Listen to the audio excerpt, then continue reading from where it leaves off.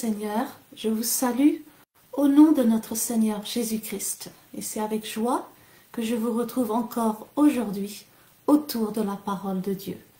Mais premièrement, confions ce moment au Seigneur. Seigneur Saint-Esprit, prends le contrôle de toutes choses. Seigneur, je prie que tu utilises le message d'aujourd'hui pour améliorer, pour guérir et pour restaurer de nombreux mariages au nom de Jésus-Christ. Amen. Le message que nous diffusons aujourd'hui s'appelle le mariage. Et ceci est un message que le pasteur Jean-Claude a donné en 2016 à Paris, à l'église CFN La Colombe, dirigée par le pasteur Jeanne N. Kizogo. Et le message a été donné à l'occasion des fiançailles d'un jeune couple de l'église. Personnellement, j'ai choisi ce message pour honorer le pasteur Jean-Claude, celui que j'aimais tant et celui donc qui a été mon mari pendant 22 ans.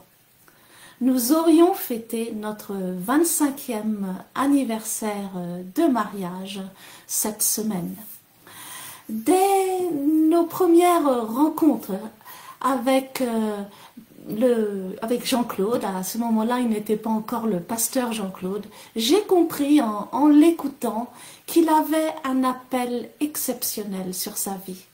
Et cela a été un grand honneur pour moi quand il m'a choisi pour devenir son aide semblable. Il avait reçu une grande mission de la part du Seigneur. Et souvent on explique le mot soumission comme étant donc comme être sous la mission de quelqu'un. Et en fait c'est exactement ce que cela a été pour moi. J'ai tout fait à ses côtés pour que sa mission réussisse.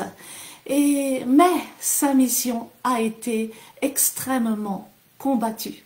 Et souvent, au milieu des combats, il peut y avoir beaucoup de confusion qui entraîne des malentendus et même des disputes. Mais le soleil ne se couchait jamais avant que nous nous réconcilions. Amen. Et le pasteur était toujours celui qui faisait le premier pas. Le pasteur Jean-Claude me montrait beaucoup d'amour et de tendresse. Et en retour, je ressentais pour lui beaucoup de respect.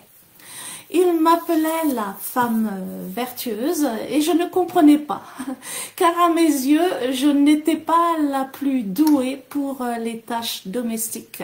Et il me répondait que la plus grande qualité de la femme vertueuse de Proverbe 31 est que le cœur de son mari a confiance en elle, et cela me touchait. Jean-Claude était un grand homme de foi. Et je ne parle pas d'une foi théorique, je parle d'une foi pratique.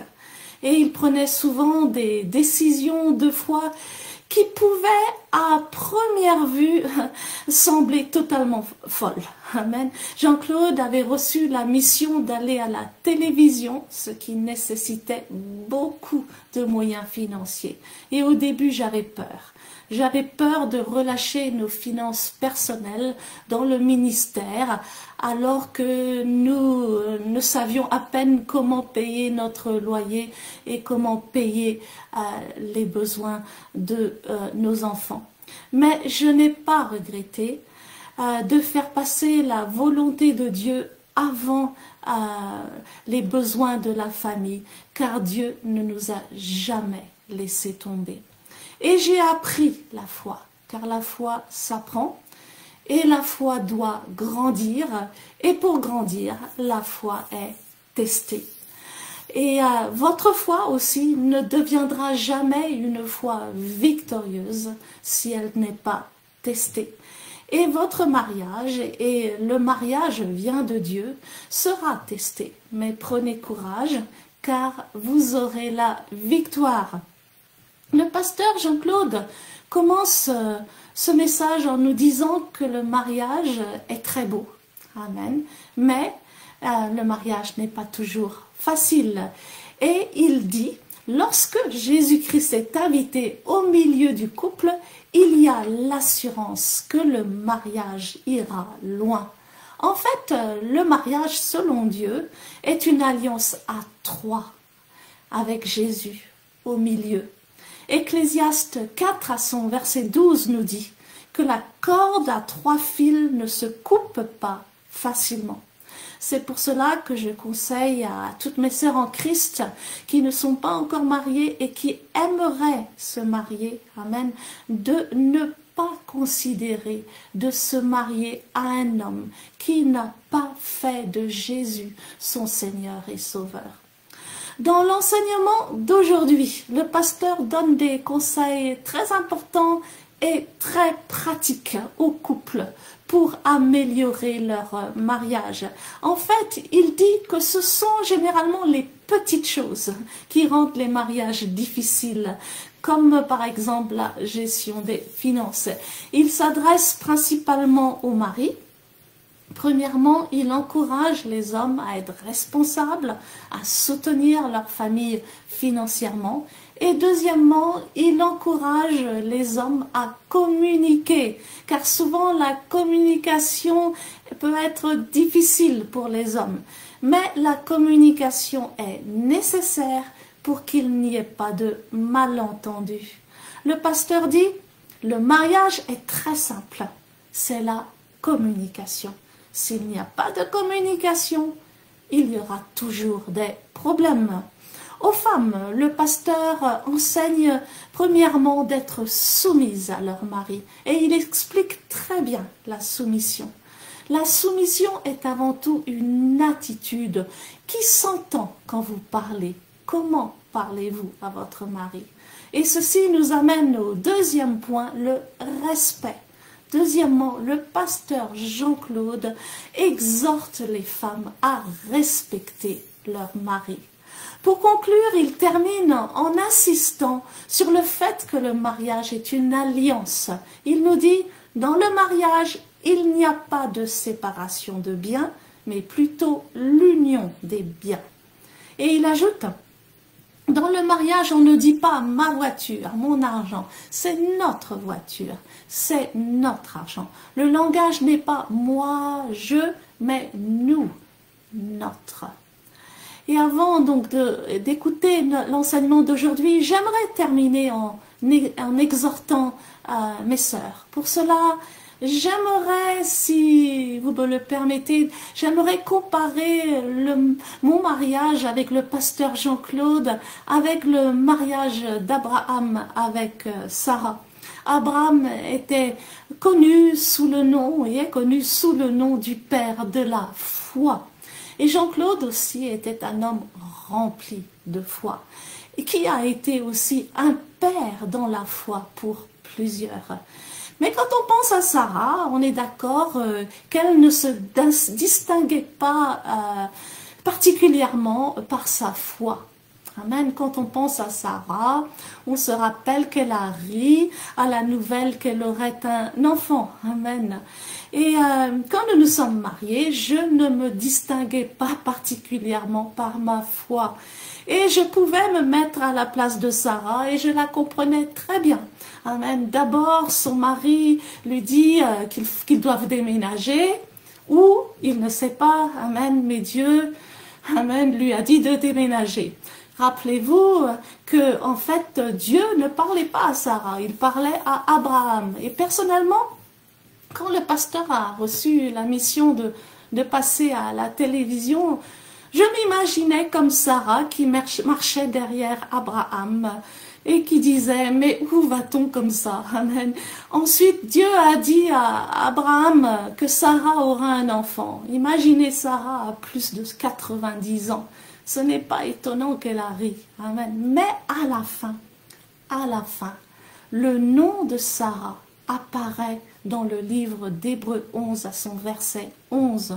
C'est par la foi que Sarah elle-même, on ne parle pas de la foi d'Abraham, c'est par la foi que Sarah elle-même, malgré son âge avancé, fut rendue capable d'avoir une postérité parce qu'elle crut à la fidélité de celui qui avait fait la promesse. Le nom de Sarah apparaît dans la liste des héros de la foi.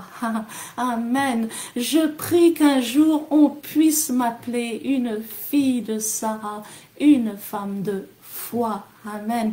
Et je voudrais prier aussi pour les filles, les femmes de la foi victorieuse, pour que vous deveniez des filles de Sarah. 1 Pierre 3, son verset 6 nous dit: comme Sarah, qui obéissait à Abraham et l'appelait son Seigneur, c'est d'elle que vous êtes devenues les filles en faisant ce qui est bien, sans vous laisser troubler par aucune crainte. Les filles de Sarah font le bien et non le mal. Et les filles de Sarah ne se laissent pas troubler par la crainte. Amen. La crainte est l'opposé de la peur. Les filles de Sarah sont des femmes de foi, des femmes de grande foi. Prions. Seigneur, je prie premièrement pour les femmes mariées, celles dont les maris ne connaissent pas le Seigneur. Aide-les à se soumettre à leur mari, même quand c'est difficile, à toujours bien leur parler et à leur montrer beaucoup de respect. Je prie que par leur conduite irréprochable, elles puissent gagner leur mari au Seigneur, au nom de Jésus-Christ. Je prie pour celles qui sont mariées à des chrétiens et dont les couples ont besoin d'être restaurés. Je prie qu'elles soient rapides à pardonner leur mari. Je prie pour un esprit de restauration dans les couples. Seigneur, pour que ces couples commencent à prier ensemble et deviennent des couples forts pour la gloire du Seigneur, au nom de Jésus-Christ. Je prie pour mes sœurs qui ne sont pas mariées et qui désirent se marier. Je prie que leurs yeux soient sur toi premièrement et qu'elles reçoivent un esprit de discernement et de sagesse pour faire le bon choix du bon mari au nom de Jésus-Christ. Je prie pour toutes mes sœurs, mariées ou célibataires, qu'elles se distinguent par leur bonne conduite et par leur grande foi au nom de Jésus-Christ. Amen. Que le Seigneur vous bénisse abondamment.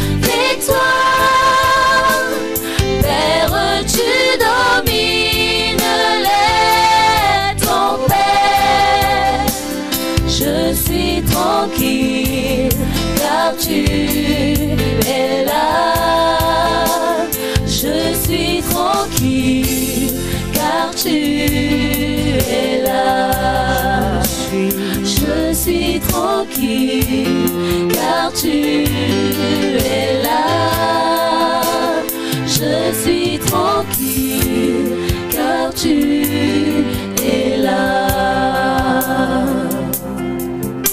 Alléluia. Merci Seigneur pour ta parole.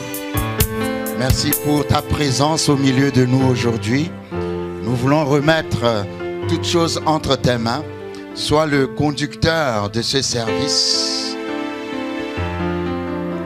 Merci de ce qu'au travers de ta présence, des cœurs sont guéris, des espoirs et espérances renaissent à nouveau, des délivrances s'opèrent. Tu fais toutes choses nouvelles parce que tu es le Dieu du renouvellement. Amen. Nous élevons ton nom cet après-midi.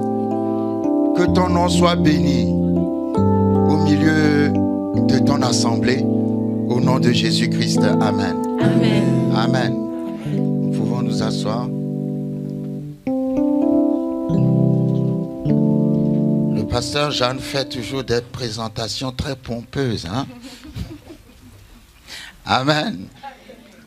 Ah, je voulais dire combien j'aime l'église, la CFN, qui est une connexion divine. Hein? Vous savez, Dieu lui-même, il sait pourquoi il met les gens ensemble. Et depuis que j'ai rencontré cette église, votre pasteur, ben, nous avons toujours essayé de faire les choses ensemble et je pense que nous continuerons toujours de faire les choses ensemble, n'est-ce pas? Parce que Dieu aime qu'on travaille ensemble. Donc, je dis mes respects au pasteur Jeanne. Et j'ai eu l'honneur tout à l'heure de rencontrer aussi son mari. Amen. Et je dis mes respects à son mari. Je suis très honoré de faire votre connaissance. Amen. Que Dieu vous bénisse. Hein. Merci de soutenir votre femme dans le ministère. Parce que ce n'est pas facile, surtout pour les femmes. Mais heureusement que vous êtes là. Que Dieu vous bénisse. Amen. On peut encourager, acclamer. Amen. Ok. Alors, nous rendons grâce à Dieu. Nous ne sommes rien sans sa grâce. Amen. C'est par la grâce de Dieu que nous sommes ce que nous sommes. Et nous faisons toujours la place au nom de Jésus, qui est le plus grand, qui est celui que nous adorons, celui que nous voulons montrer en priorité. Amen. Nous ne sommes que des canaux, nous ne sommes que des tuyaux qu'il utilise. Amen. C'est lui qui est au centre de tout, c'est lui le roi des rois. Est-ce qu'on peut acclamer le roi des rois? Merci Seigneur. Gloire à Dieu. Et donc Dieu a voulu que ce soit le dimanche des fiançailles de Stéphane et de Victoire. Ça tombe bien parce que mon ministère c'est la foi victorieuse. Donc... je vois déjà beaucoup de victoires dans votre couple. Amen. Alors, qu'est-ce qu'il faut dire à des gens qui vont se marier? Amen. Vous savez, parfois on fait des discours de grandes déclarations, mais le mariage, c'est pas facile. Je ne vais pas vous décourager. Hein. Amen. Le mariage, c'est très beau, mais c'est pas facile. Amen. Mais c'est facile lorsque ça se fait avec le Seigneur. Quand le Seigneur est là, tout devient facile. Les montagnes s'abaissent, les barrières tombent, l'insurmontable devient surmontable. Amen. Et comment dirais-je, on finit toujours dans la victoire. Il y a un passage d'Ecclésiaste qui dit « La corde à 3 fils ne se casse pas facilement ». Et Jésus-Christ est le 3e fil. Lorsque Jésus-Christ est au milieu du couple, il y a une assurance que ce couple-là va aller loin. Amen.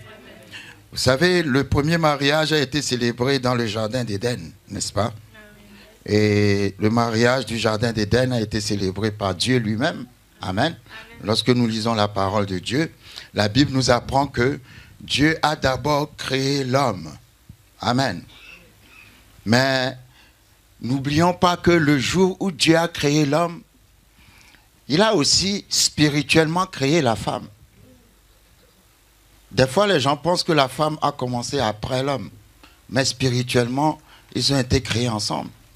Puisque le jour où Dieu voulait donner un corps à la femme, il l'a sorti de l'homme. Ça veut dire que spirituellement, elle était déjà dans l'homme. Donc l'homme est venu physiquement avant elle, mais spirituellement, ils sont venus ensemble. Amen. Donc Dieu a créé Adam Et nous avons vu, quand Dieu a créé Adam, que Adam travaillait, il lui a donné deux boulots à faire dans le jardin. Ça, c'est les premiers emplois bibliques, hein, le gardiennage. Amen. Ah, pourquoi vous êtes calme comme ça? Mais c'est ça, non? Il a dit cultive le jardin, amen, l'agriculture, hein? Et puis garde le jardin, le gardiennage. Amen. Si on veut prendre ça sous des termes aussi simples. Amen. Donc Dieu a d'abord testé l'homme au niveau du travail. Alléluia. Le travail accentue le sens de la responsabilité. Parce que quand nous parlons de mariage, le mariage engage le sens de la responsabilité. Amen. Et j'aime bien le mot responsabilité parce que le mot réponse en anglais est traduit par un mot response. Amen. Et le mot capable en anglais traduit par le mot ability. Donc quand je prends responsabilité, ou responsability, je peux dire que c'est être capable de trouver une réponse à toute situation. Quelqu'un qui est responsable, c'est quelqu'un qui est capable de trouver une réponse à toute situation qui se soulève et qui semble être, comment dirais-je, impossible. Là, je parle à Stéphane. Amen. Parce que vous voyez, pour ne pas trop chercher des choses académiques, l'expérience prouve dans les mariages que souvent les hommes ne prennent pas leurs responsabilités. Pourquoi vous êtes calme comme ça? Mais je sais que Stéphane prendra sa responsabilité. Amen. Nous avons des exemples simples où l'homme travaille, la femme travaille, mais on ne sait jamais où passe l'argent de l'homme. Et c'est la femme qui paye le loyer, paye les factures, paye tout, paye les trucs des enfants. L'homme travaille, mais on ne sait pas où passe son argent. Ça, c'est... Je vois qu'il y a des gens qui me comprennent. Ça c'est un problème très sérieux qui peut casser la paix dans le foyer. Amen.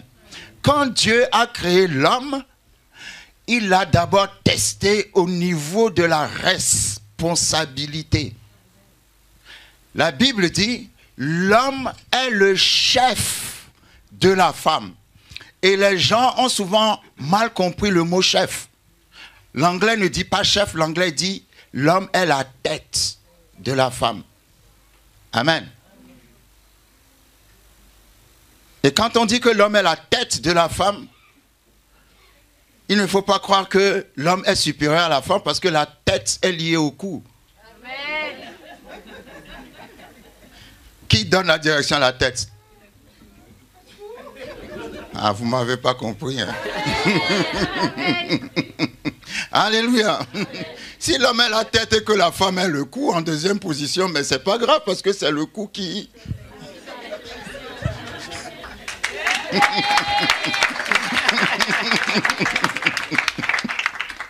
Je veux dire que la femme est très influente. Et quand la Bible dit que l'homme est le chef, ce n'est pas chef dans le sens où l'homme est là pour commander. L'homme est le chef, c'est chef, c'est-à-dire la tête, c'est-à-dire le responsable. Responsable ne veut pas dire non plus supérieur. Amen. Amen.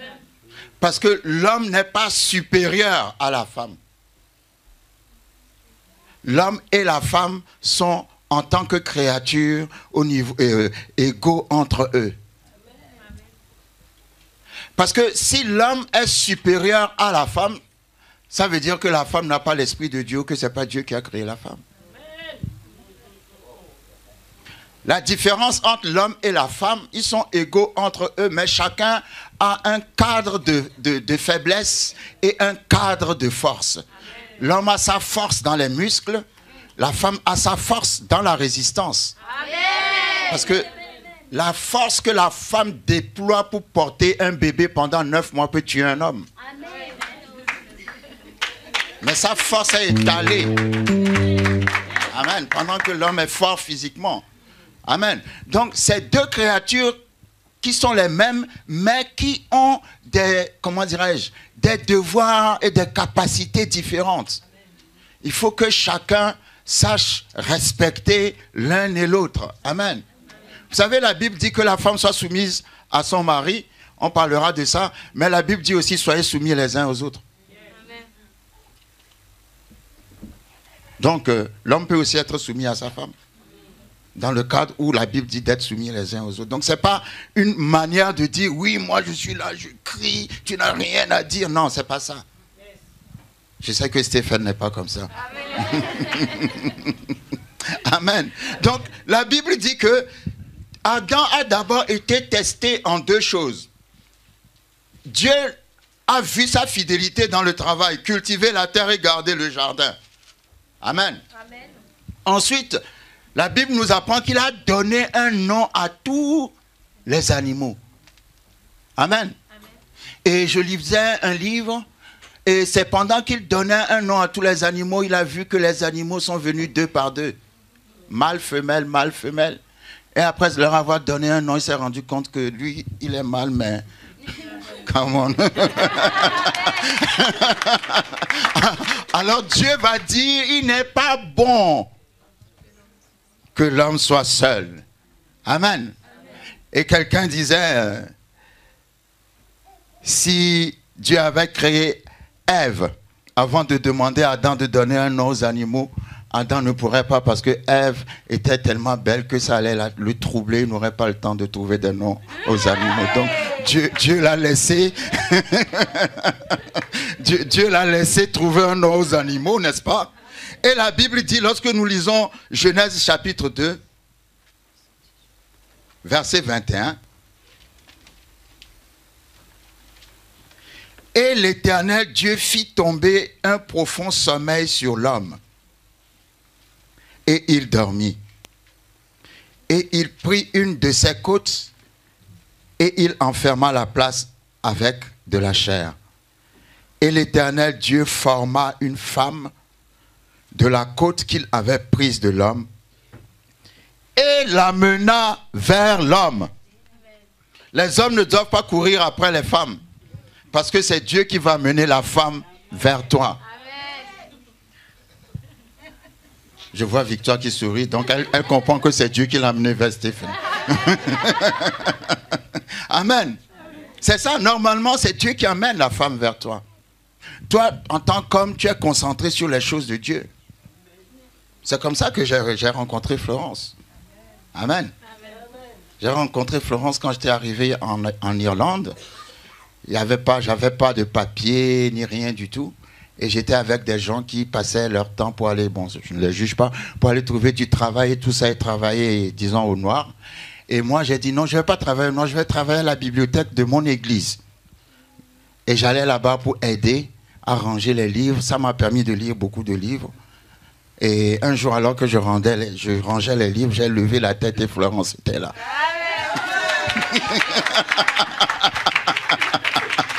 Amen. Dieu l'a emmené.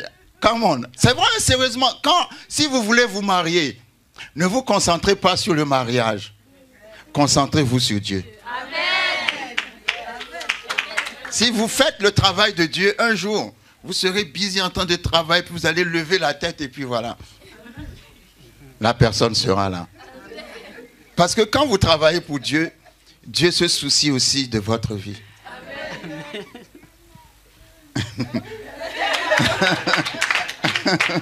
Je ne sais pas pourquoi le chef de la chorale rit. Amen. Donc vous allez vous rendre compte que Adam dormait. Et quand il s'est réveillé, Ève était déjà là. Il n'a pas passé une nuit blanche à chercher Ève. Dis à ton voisin qui n'est pas encore marié, dors.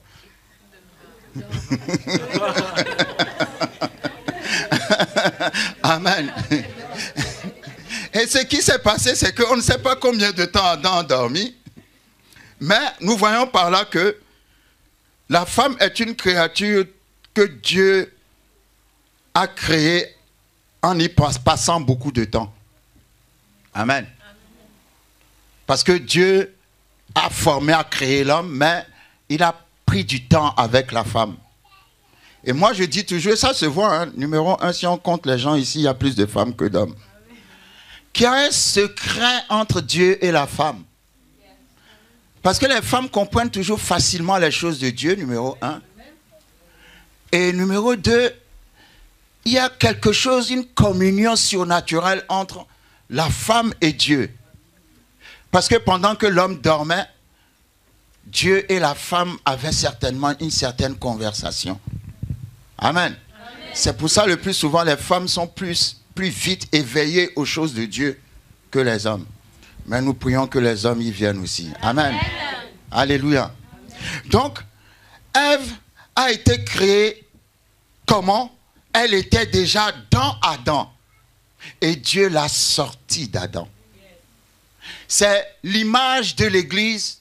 Adam est l'image de l'homme qui est en même temps l'image de Christ, parce que la Bible, dans 1 Corinthiens 15, appelle Christ le dernier Adam. Et Ève, ou la femme, est l'image de l'Église, qui est appelée l'épouse.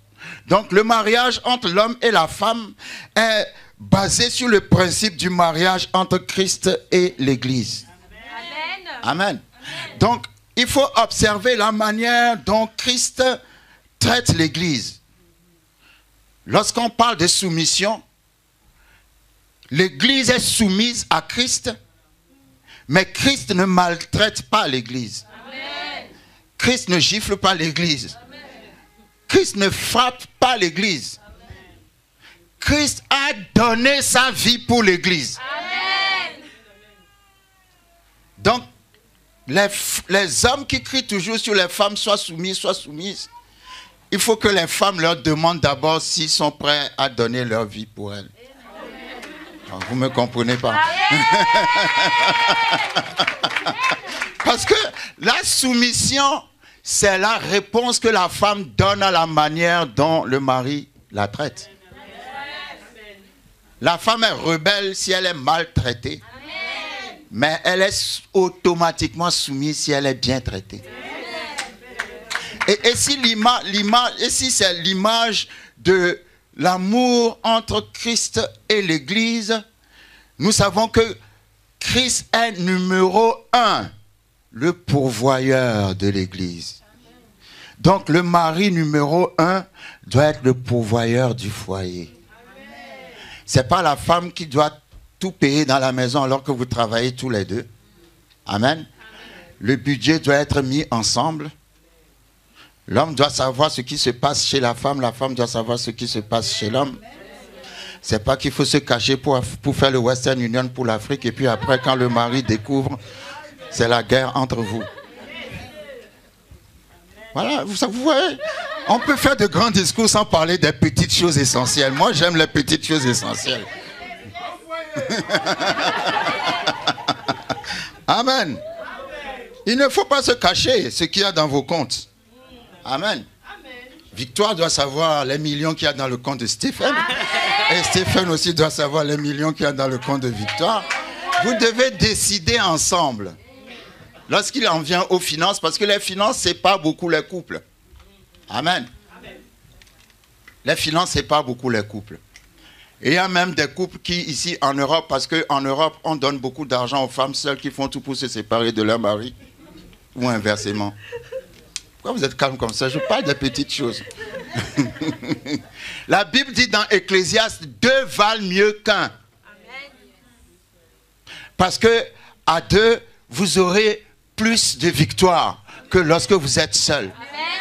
Et la Bible dit même à 2, en hiver, vous avez chaud. Ah, c'est Ecclésiaste qui le dit. Hein? Amen. Bon, je suis désolé pour les célibataires, mais bon, bientôt vous aurez chaud. Amen. Donc tout ce que vous faites à 2, c'est très important. La Bible dit dans un verset, 1 peut en chasser 1000 et 2 peuvent en chasser combien? Vous voyez comment la force s'est multipliée dès qu'on est 2? C'est pas 2 peuvent en chasser 2000, non. Dès que vous êtes 2, la force passe de 1000 à 10 000. C'est une puissance. Un peut chasser 1000, deux peuvent en chasser 10 000. Donc ça s'est décuplé lorsque vous faites les choses ensemble. Et c'est très important de tout programmer ensemble. Les finances ensemble. Vous devez envoyer le Western Union à papa ou à maman ou à tanti. Tout le monde en discute ensemble. L'argent qui rentre pour les enfants n'est pas seulement pour, comment dirais-je, pour le papa ou bien pour... Il y a des papas qui ne vivent que sur l'argent des enfants, non? Ah. Pourquoi quand je parle de petites choses, vous êtes toujours calme comme ça? Amen. Tout doit être bien géré. Parce que c'est ça les sources. Amen. Et ça me fait de la peine quand dans un foyer, l'homme ne fait rien et c'est la femme qui fait tout. Je trouve que cet homme-là mérite d'être seul. Alléluia. La femme ne doit pas tout faire. Parce que c'est toi qui es la tête du foyer. C'est toi qui dois te mettre en cage. C'est vrai, nous sommes en Europe. Des fois, il peut se trouver que le mari n'a pas de travail, c'est la femme qui travaille. Ces choses-là, on peut comprendre. Mais je parle dans les situations où le mari a la capacité de soutenir son foyer, mais ne le fait pas. C'est pas bon. Amen. Amen. Le mot mariage signifie alliance. Et quand on parle d'alliance, la Bible dit les deux deviendront une seule chair. Ce n'est pas seulement au niveau de la chair qu'ils deviendront une seule personne, c'est aussi au niveau des finances. C'est aussi au niveau... Je suis très encouragé quand je vois comment... Ce n'est pas seulement au niveau de la chair, c'est au niveau de tout que vous êtes devenus une seule personne. Amen. La concertation et la communication sont très importantes dans le foyer. Vous savez, quand vous vous entendez bien avec quelqu'un, et puis il y a quelque chose qui s'est passé, puis bon, ça, la relation s'est refroidie. Si vous ne vous dépêchez pas de communiquer, le diable aime ça.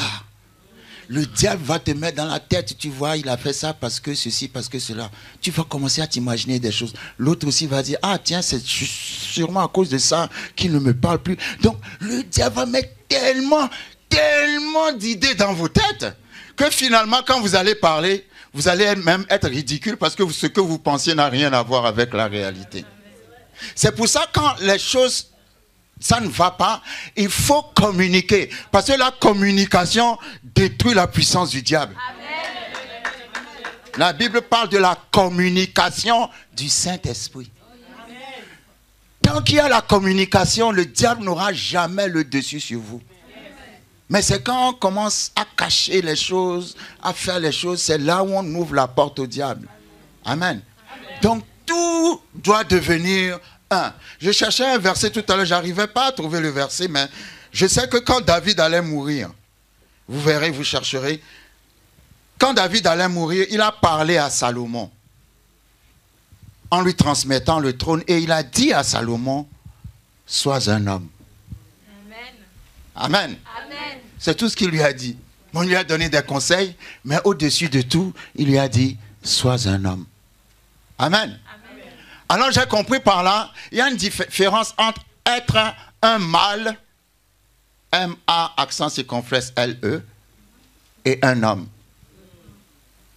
Il faut que quelqu'un me suive. Amen. Le fait que tu sois mâle ne veut pas forcément dire que tu es un homme. Quelqu'un me comprend pas. Amen. C'est pas parce que tu as quelque chose entre les jambes que tu es un homme.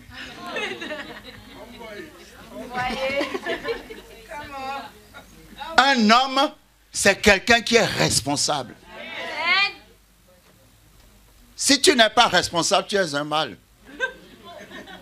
Mais tu n'es pas un homme. Pourquoi David a dit à Salomon, sois un homme? Ça veut dire, sois fort, sois responsable. Dirige bien le royaume. Prends soin du royaume. Amen. Donc, un homme, c'est ça que je dis toujours, le père, c'est celui qui donne à manger. Ce n'est pas celui qui met des enfants au monde. Le mâle met des enfants au monde, mais l'homme ou le père prend soin des enfants qu'il a mis au monde.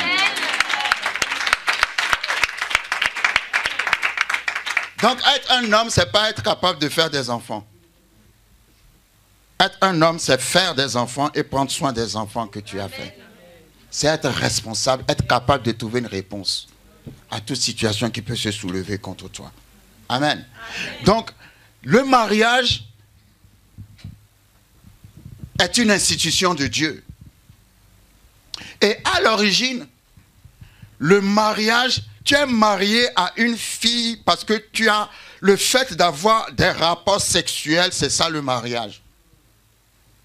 Tout le monde est encore calme. Parce qu'on dit toujours qu'il faut que la fille soit vierge. Les hommes aussi doivent être vierges.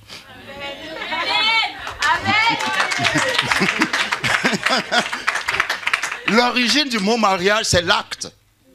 C'est pour ça qu'on dit n'entrez pas dans l'acte avant le mariage. Parce que c'est l'acte qui fait le mariage. Bon, je sais que les choses ont changé depuis, mais il faut qu'on remette les choses aussi en ordre selon la parole de Dieu. Hein?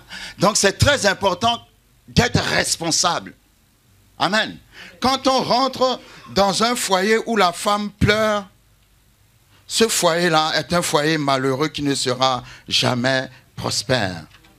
Vous savez, quand la Bible dit « Dieu créa les cieux et la terre », le mot qui a été utilisé pour créer, c'est un mot en hébreu qui signifie créer à partir de rien du tout. Dieu a parlé, et parce qu'il a parlé, ce qu'il a parlé s'est manifesté. Quand la Bible dit que Dieu forma ou créa l'homme, c'est un autre mot aussi. Et le mot qui a été utilisé pour la création de l'homme, c'est-à-dire l'homme a été créé à partir de quelque chose. Amen. Et le mot qui a été créé pour la femme, quand la Bible dit Dieu forma la femme, c'est un autre mot aussi. Amen. Et ce mot signifie bâtir. Amen. Dieu n'a pas formé ou créé la femme. Dieu a bâti la femme. Le mot, c'est le mot bana en hébreu, quand Dieu forma la femme. C'est-à-dire, Dieu a pris le temps pour former la femme, pour créer la femme, pour bâtir la femme. Donc, la femme est d'une nature différente par rapport à l'homme. Les sensibilités, les émotions de l'homme ne sont pas les sensibilités, les émotions de la femme. Il y a un ami qui me disait la dernière fois que sa femme lui a dit « Ah, on ira manger, on va passer une très bonne soirée aujourd'hui. » Et tout ça, donc lui s'attendait à plein de choses dans la chambre. Mais quand elle disait « On va passer une bonne soirée », c'était pour inviter son mari et puis aller manger au restaurant et tout ça. Pourquoi vous riez comme ça? Ça, c'est pour elle la bonne soirée. Nature féminine. Mais l'homme, tu as dit bonne soirée, en tout cas,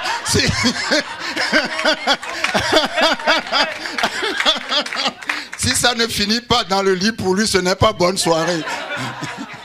Est-ce que vous me suivez? Donc, les sensibilités sont différentes parce que la femme a sa nature à elle. Et parfois, c'est ça qui crée aussi parfois des conflits dans les relations. Nous pensons, nous les hommes, que les femmes pensent comme nous. Mais les femmes ne pensent pas comme nous. On a fait un sondage, on a demandé aux hommes, qu'est-ce que vous attendez le plus d'une femme, de votre femme? La réponse qui a remporté, c'est numéro 1, faire l'amour. Numéro 2, bien manger. C'est tout. Donc, si vous voulez garder votre mari, vous connaissez le secret. Alléluia. Ça nous fait rire, mais c'est la réalité. C'est un sondage qui a été fait parmi les hommes. Amen. Parce que l'homme a la tête toujours tournée vers le sexe et la nourriture. Aussi bizarre que ça paraisse. Mais la femme n'a pas seulement pour priorité forcément cette priorité-là. C'est pour ça parfois, et la Bible dit aussi, à moins que vous vous accordiez ensemble, que l'un ne refuse pas son corps à l'autre. Parce qu'une fois que vous êtes mariés, le corps de Victoire devient le corps de Stephen, et le corps de Stephen devient le corps de Victoire. Donc Stephen ne doit pas priver Victoire, ni Victoire Stephen. Ils doivent toujours s'entendre à ce niveau-là. On dirait qu'il n'y a pas de problème à ce niveau. Amen. Bon, je vais aller vite, on va clôturer. Éphésiens chapitre 5 nous parle. J'ai beaucoup parlé des hommes, je vais parler après aux femmes. Hein. Parce qu'il ne faut pas tout mettre sur la tête des hommes. Hein. Hein? N'est-ce pas, Stephen?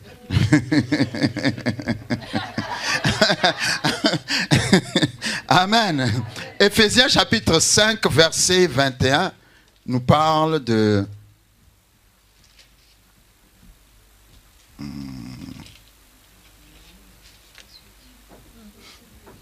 C'est la soumission? Ah. Verset 22. Femmes, soyez soumises à vos propres maris. Ah, j'aime bien la version d'Arby. Parce que les hommes pensent que les femmes doivent être soumises à tous les hommes. Pasteur Jeanne n'a pas à se soumettre à moi, elle se soumet à son mari. Dans le travail, parfois, parce que tu es femme, on te dit d'être soumise. Non, soumise, non. La femme, j'aime bien cette traduction. Soyez soumises à vos propres maris. Ce n'est pas parce que tu es une femme que tu dois être soumise à tous les hommes. Tu es soumise à ton mari. Amen. Amen. Et lorsque nous lisons 1 Pierre chapitre 3, si je ne me trompe, vous verrez, la soumission, c'est la manière dont tu traites l'autre. C'est la façon dont tu parles à l'autre. Et comme je dis toujours, tu peux dire non à quelqu'un et le dire tellement bien que la personne même sera contente que tu lui aies dit non. C'est ça la soumission. La soumission, c'est la manière dont tu parles à la personne. Amen. Je donne toujours le même exemple, hein. Je l'ai déjà donné certainement ici. Ton mari est en vacances, toi tu rentres du travail et puis le mari est devant la télé en train de regarder Chelsea et puis je ne sais pas qui est en train de jouer. Et puis dès que toi tu rentres, le mari est là et puis le mari te dit « S'il te plaît, est-ce que tu peux me donner un verre d'eau ?» Toi, fous-moi la paix! Tu es resté à la maison, tu n'as rien fait. Va chercher quelque chose à faire comme les gens qui sont comme toi. Tu ne fais rien, tu es toujours là. Toi-même, va chercher l'eau. Ça, c'est le manque de soumission. Oh chérie, je viens juste de rentrer, je suis tellement fatigué. En plus, le métro n'a pas marché. Non, l'ascenseur est en panne, j'ai dû monter les escaliers. Bon, s'il te plaît, si tu peux te servir, dès que je suis prêt, je vais m'occuper de toi.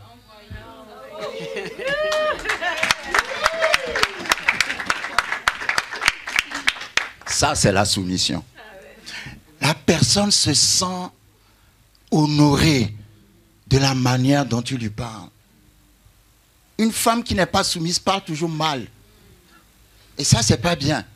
Parce que les sondages ont prouvé aussi que les hommes, ce qu'ils attendent numéro 1 de la femme, c'est le respect. Tout le monde vous dira, s'il y a un problème dans un foyer, le mari dit toujours qu'on ne le respecte pas. Vrai ou faux, les hommes? Il n'y a pas d'amen. Hein? Mais la femme a ce pouvoir-là de... Si tu parles bien à ton mari, hein, ça va toujours maintenir la paix dans le foyer. Parce que le mari veut se sentir respecté. Amen. Aussi longtemps que tu respectes, que tu montres du respect à ton mari, tu verras que le mari sera toujours content, le mari sera toujours, comment dirais-je, la Bible dit dans Proverbe 31 à propos de la femme vertueuse que le mari parle de sa femme partout où il va. Amen. Et un verset dans Proverbe 31 dit, elle lui fait du bien et non du mal. Alléluia. La femme vertueuse cherche toujours à faire du bien à son mari et non du mal. Amen. Amen. Et puis quand vous vous engueulez, parce que vous allez vous engueuler, ne restez pas. Il y a des gens qui peuvent rester dans le même lit, la même maison, manger à la même table pendant une semaine sans se parler. C'est diabolique ça. Ça c'est la sorcellerie. vous ne pouvez pas rester dans la même maison sans vous parler. S'il y a quelque chose qui ne va pas entre vous, Stéphane, toi tu fais le premier pas. Même si c'est toi qui as raison et que madame a tort ou que toi tu fais le premier pas. Pourquoi? Parce que la Bible dit que Christ nous a aimés le premier. Et l'homme est l'image de Christ. C'est une responsabilité pour l'homme de faire le premier pas. Même que tu es... Faut pas, vous savez, entre nous, il n'y a pas question d'orgueil. Amen. On cherche la paix dans le foyer. Dès que tu vois que ça ne va pas, oh chérie, toi aussi, bon, laisse ça tomber. Et il y a une chose que les femmes aiment beaucoup. C'est lié aussi à leur création. Parce que Dieu a créé Adam avant de créer le jardin. Donc il a créé Adam dans la brousse. C'est pour ça que l'homme est souvent sauvage. Après, il a créé le jardin. Et il a créé la femme dans le jardin. C'est pour ça que les femmes aiment les fleurs. Ça fait rire, mais c'est la vérité. Donc si ça ne va pas, juste amène des fleurs. Ça, c'est un grand secret que je te donne. Amen. Les femmes aiment les fleurs parce qu'elles sont nées, on les a créées dans le jardin. Amen. Donc, la soumission, lorsque nous lisons Philippiens chapitre 2 ou chapitre 5, vous allez m'aider le passage qui dit que Christ n'a point regardé son égalité avec Dieu. Ça doit être Philippiens chapitre 5. On va aller vite pour terminer. Philippiens chapitre 5. Non, c'est pas 5, c'est Philippiens chapitre 2. Philippiens chapitre 2. J'aime beaucoup ce verset parce que ce verset nous démontre ce qu'on appelle la soumission, qui n'est pas une relation de supérieur à inférieur. Donc quand on dit que la femme soit soumise, ça ne veut pas dire tu es inférieur, tais-toi. Que la femme soit soumise, ça veut dire respecte ton mari, sache parler à ton mari. Ici, la Bible dit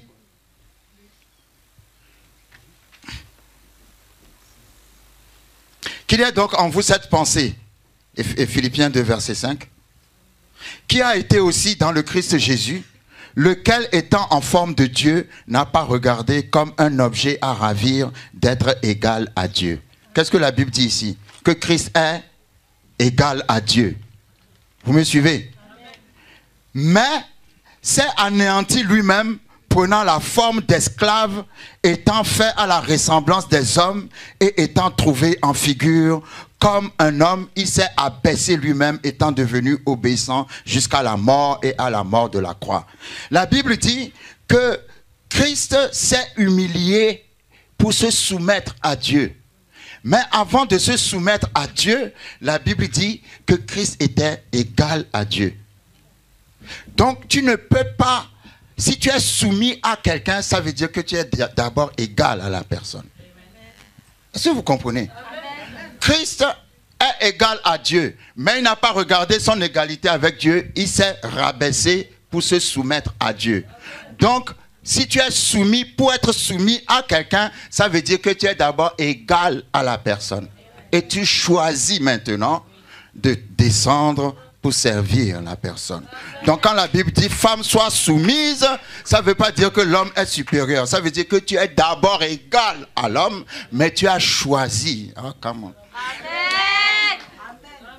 de te rabaisser toi-même. C'est un choix, hein? Ce n'est pas une obligation parce que tu es femme. Est-ce que vous suivez? Voilà. Donc ne prenez pas les gens qui ne comprennent pas bien et qui vous disent d'être soumis. Demandez-leur d'abord, est-ce que vous êtes prêts à mourir pour moi? Et vous allez voir qu'ils vont changer d'avis. Non, ils ne vont pas changer d'avis parce qu'ils vous aiment. Amen. Gloire à Dieu. Donc, encore 2 points pour terminer.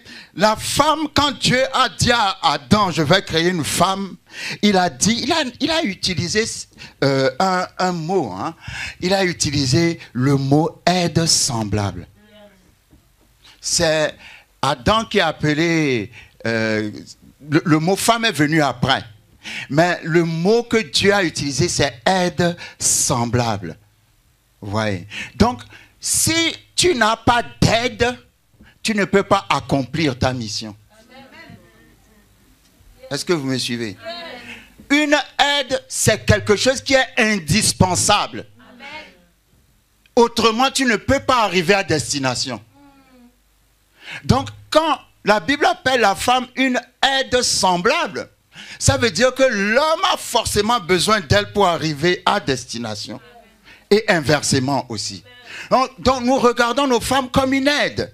Donc, ce n'est pas parce que tu es l'homme que la femme ne doit rien te dire. Pourquoi je parle toujours des hommes? C'est bizarre, mais je suis désolé. C'est parce que le plus souvent, en tant que pasteur, quand on essaie de résoudre les problèmes de foyer, c'est toujours les hommes qui manquent de quelque chose. Le plus souvent. Il y a une sœur qui m'a dit, vous faites toujours des séminaires pour les femmes. Il faut faire des séminaires pour les hommes parce que nous, les femmes, on nous a bien préparés avant d'entrer dans le mariage. J'ai dit, ok. C'est important. Hein? C'est très, très, très, très important. La femme est une aide. Donc, la femme peut te donner des conseils. Il y a des hommes qui ne conçoivent pas qu'une femme leur donne des conseils. Mais la femme peut te donner des conseils. La femme a la capacité, comme je dis toujours, chaque femme est prophétesse, Stéphane. Des fois, tu auras envie de faire quelque chose qui paraît très évident pour toi, elle va te dire non, c'est pas bon. Tu vas réfléchir pendant je ne sais pas combien de jours, mais à la fin, tu verras que ce qu'elle a dit, c'est vrai. Amen. Comme elle peut te dire, dès que tu lui présentes un ami, ça marche souvent, elle peut te dire, cet ami n'est pas bien pour toi. Tu vas dire, oh, tu ne le connais pas. Je viens juste de te le présenter. Comment tu peux parler comme ça? Mais quelques jours après, c'est quand cet ami t'aura fait un grand coup, là, elle va te dire, je te l'avais dit. Parce que c'est un don que les femmes ont de voir vite certaines choses avant l'homme. Et les hommes qui écoutent aussi, qui écoutent souvent les conseils des femmes ne font pas toujours d'erreur. Et je l'expérimente aussi avec ma femme. Il y a des choses qui sont très évidentes. Hein. Pour l'homme, c'est très évident. Mais la femme a ce sens-là. Je ne sais pas, Dieu l'a créé comme ça quand on dormait. Dieu a rajouté quelque chose pendant qu'on dormait. Amen. Qui fait qu'elle voit vite. Elle voit en avance. Amen. Donc c'est bien, avant de faire un projet, de vous engager dans ce projet. Soyez en accord. Parce que si elle trouve que ce projet ne va pas marcher, ça risque de ne pas marcher. Amen. Donc c'est très important. Bon, Dieu a voulu que la prédication soit dirigée de cette façon. C'est par rapport au conseil que j'ai été amené à donner aux gens. J'ai vu que souvent les femmes sont plus prêtes dans le mariage que l'homme. Amen. Donc je crois que c'est un rôle. Le rôle de l'Église aussi, c'est d'enseigner les hommes. Et je crois que c'est important qu'on puisse le faire. Vous savez, Dieu a dit dans Ephésiens 5, il a dit, Marie, aimez vos femmes. Mais Dieu n'a jamais dit à la femme, femme, aimez vos maris. Parce que les femmes aiment naturellement. Amen. Et restent fidèles dans l'amour. Amen. Amen. Donc, la Bible n'a jamais commandé aux femmes d'aimer, la Bible a commandé à l'homme. Parce que l'amour dépasse aussi le sentiment à un niveau où ça atteint la responsabilité. Je ne t'aime pas seulement à cause de mes sentiments, je t'aime parce que l'amour, c'est une décision. Parce que je décide de passer ma vie avec toi. Amen. Donc si un jour vient que tu fanes ou que tu flétris, tu flétriras pour les autres, mais pour moi, tu seras toujours belle. Parce que c'est ce que j'ai décidé, c'est comme ça que j'ai décidé de te voir. Et je te verrai toujours comme ça. C'est une décision, l'amour, à partir d'un certain niveau. Amen. Donc, pourquoi vous riez? Donc, c'est très important. Donc, la femme, on attend de toi que tu honores ton mari. Comme Sarah appelait Abraham comment? Seigneur. Mon Seigneur. Pas avec grand S, hein, petit S. Mais c'est une manière de dire, c'est une manière de montrer, comment dirais-je, sa soumission. Pas parce qu'il est supérieur à toi, hein. Non, parce qu'il est d'abord égal à toi et tu as choisi de l'honorer. Amen. Et la Bible dit toujours que la femme soit soumise à son mari comme Christ. À chaque fois que la Bible parle, il dit toujours comme Christ. Ça veut dire, c'est pas parce que tu es soumise à ton mari que ton mari va te dire va voler. Parce que Christ ne te dira pas d'aller voler. Est-ce que vous suivez? Parce qu'il y a des gens qui interprètent mal les choses. La Bible dit toujours, c'est toujours comme Christ. C'est-à-dire que c'est dans un cadre saint, un cadre biblique. La soumission ne te pousse pas à aller faire des choses diaboliques. Soit disant, ah, il m'a dit de faire ça, c'est pour ça. Non, non, si ce qu'il t'a demandé n'est pas biblique, c'est pas comme Christ. Amen. Amen. Est-ce qu'il y a des gens qui ont reçu un petit quelque chose aujourd'hui?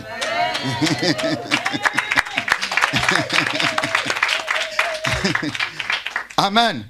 Donc voilà, le mariage est très simple, c'est la communication. S'il n'y a pas de communication, il y aura toujours des problèmes. C'est la communication, c'est l'unité dans les finances, pas seulement au niveau de la chair, mais en tout. Amen. Parce que vous êtes une seule personne, c'est ma voiture. Non, non, c'est notre voiture. Même si c'est ton argent qu'il a acheté, parce que ton argent est mon argent. C'est ça que les gens ne comprennent pas, c'est que quand tu fais une alliance avec quelqu'un, tout ce que la personne possède t'appartient et tout ce que tu possèdes appartient à la personne. C'est ça l'alliance.